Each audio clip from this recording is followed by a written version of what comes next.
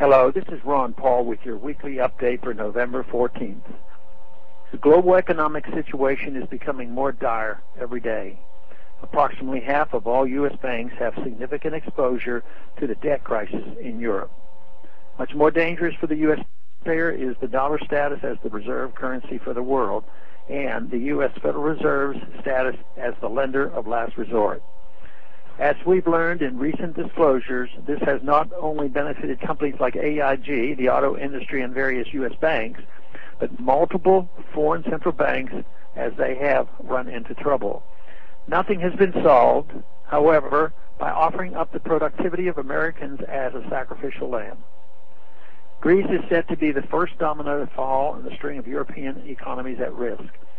Rather than learning from Greece's terrible example of an over-consuming public sector and drowning private sector, what is more likely from our politicians is an eventual bailout of European investors. The U.S. has a relatively small exposure to overwhelmed Greek banks, but much larger economies in Europe are set to follow, and that will have serious implications for the U.S. banks. Greece is technically small enough to bail out. Italy is not. Germany is not. France is not. It is estimated that U.S. banks have over $1 trillion tied up in risk German and French banks. Because the urge to paper over the debt with more credit is so strong, the collapse of the euro is imminent. Will the Fed be held responsible if the euro brings the U.S. dollar down with it? The most disingenuous aspect of the narrative about the European sovereign debt crisis is that entire economies will collapse if more resources are not built from productive people around the world. This is untrue.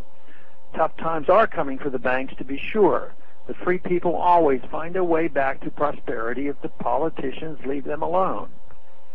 Communities within Greece are coming together and forming barter systems because they know the euro is becoming unstable. Greeks are learning how to engage in commerce with each other without the use of fiat currency controlled by central banks. In other words, they are rediscovering what money really is, and they are trading with each other in ways that cannot be controlled, manipulated, squandered, inflated away, and generally ruined by corrupt bankers and the politicians that enable them. Farmers will still grow food, mechanics will still fix cars, people will still make things and exchange them with each other.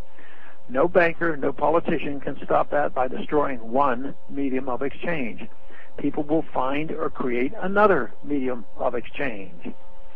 Unfortunately, when politicians try to monopolize currency with legal tender laws, the people find it harder and harder to survive the inflation and taxation to which they are subjected. Bankers should take their dreaded haircut rather than making innocent people pay for their mistakes.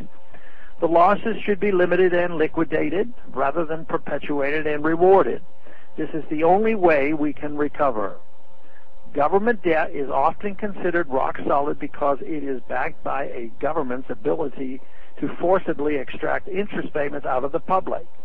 The public is increasingly unwilling to be bilked to make bankers whole.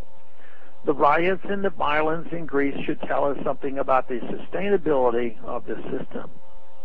If we continue to bail out banks and bankers so they can continue to lose money, if we cavalierly put this burden on the taxpayer, it is all too predictable what will happen here.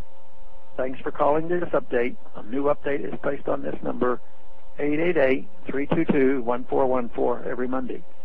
The written text can be found on my website, www.house.gov/Paul, under the heading Texas Straight Talk. Thanks for calling.